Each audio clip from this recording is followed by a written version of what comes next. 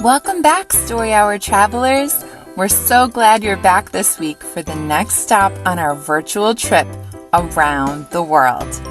Today, our science friend, Professor Peculiar, is back to show us some of the wonderful things that the wind can do. And then we'll hear a sweet story called Kate Who Tamed the Wind, written by Liz Garton Scanlon and illustrated by Lee White. Because we are flying across the Atlantic Ocean to England. England was one of the first European countries to build windmills, beginning about 800 years ago. Those windmills could do lots of important jobs. Soon, other countries were building windmills, most with 4 blades, but each one was a little bit different. Here's one from France, Spain, Holland, Greece, Canada, and Japan.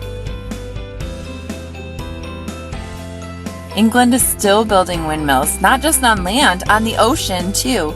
These windmills have 3 blades and produce lots of electricity.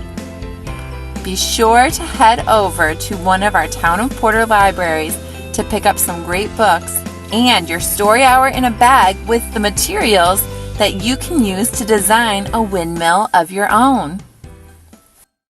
Hi, Story Hour travelers. We're here in England.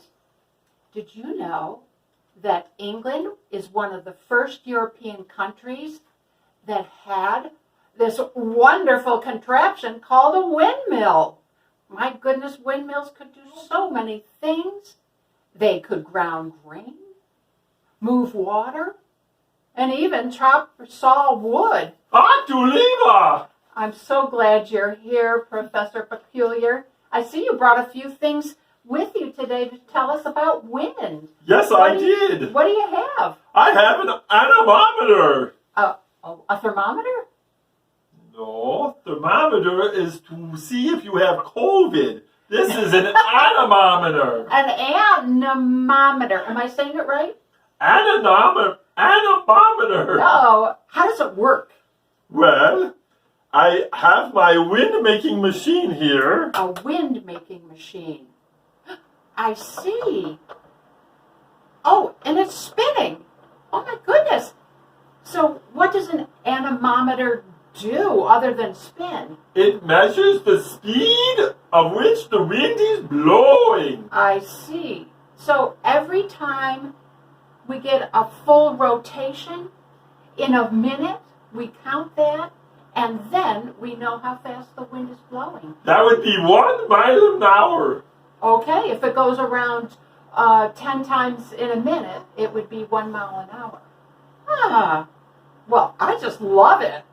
I think I could use one of those in my house for decoration. It's beautiful. It is beautiful. That's why I brought it to you. Let's just let it spin. Okay. Now, I see you've got straws and cones and a little ball. This is a very fun game. What do we do now? We're going to blow in the straw and see if we can get the ball to come up in the air. Huh. You mean you want to see who's got the most hot air, right? Okay, children. Well, I think I know who that is. You'll have to decide who the winner is. I'm going to go down like this because my ball is going to go very high. Well, maybe I should too then. Yes. Okay. Ready? 1, 2, 3. Whoa! I win! I guess you did. I think we better have another contest. Okay.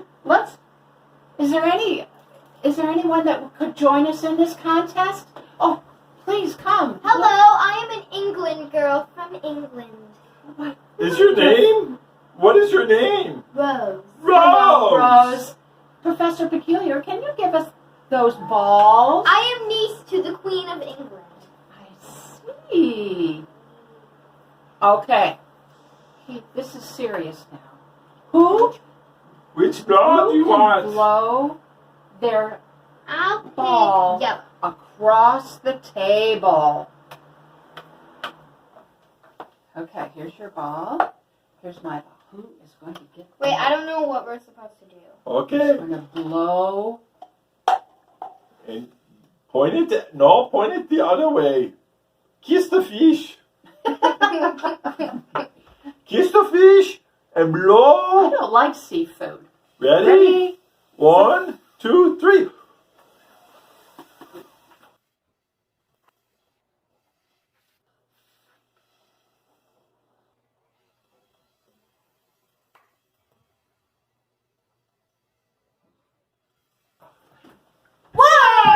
Yay! Mrs. Wrong won, and Rose came in second, and I came in third. That's My all aunt right. would be so proud. Thank you so much, Professor Peculiar, for coming here today and teaching us about a little bit about wind. It was my pleasure. You know, we can have fun with wind, and I've heard that people are now making windmills that generate electricity. That looks like fun. Thank you, Story Hour friends, travelers, for coming and joining us today. Goodbye. Bye! Our story today is called Kate Who Tamed the Wind by Liz Garton Scanlon and Lee White. Once there was a man living all alone in a creaky house at the tip-top of a steep hill. The man lived all alone in the creaky house on the tip-top of the steep hill where a soft wind blew. The man lived all alone in the creaky house on the tip-top of a steep hill where a soft wind blew. The man lived all alone in a creaky house where the curtains swung and chimes spun as the soft wind blew. And blew. And blew. The wind blew until the shutters banged in the creaky house on the tip-top of the steep hill. The wind blew, the shutters banged, and the boards bent. The wind blew, the shutters banged, the boards bent, the table tipped, the tea spilled, and the bread broke on the tippy table in the creaky house at the tip-top of the steep hill. And still the wind blew. The wind blew, and off the birds flew. The birds flew, and the dust did too, and the man cried, "What to do? What to do?" The wind whipped his words from the tip-top of the steep hill to the itty-bitty town at the bottom, where a little girl called Kate heard the cry and felt it too. She wondered what on earth to do. Kate could not stop the wind, she knew, but she could wheel a load of new trees to the tip-top of the dusty hill in her wagon.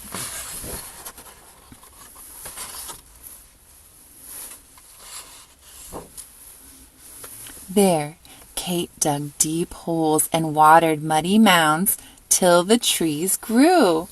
As the trees grew, the wind blew. The trees grew, the wind blew, and time flew.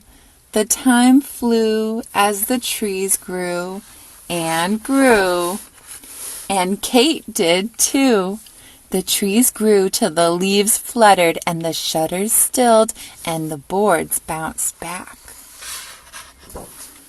The leaves fluttered, the shutters stilled, the boards bounced back, and the dust died down. The dust died down, the tea steeped, and the birds peeped.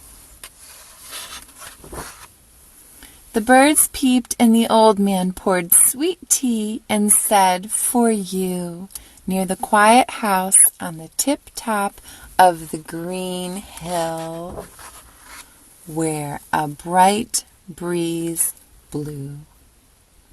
The end.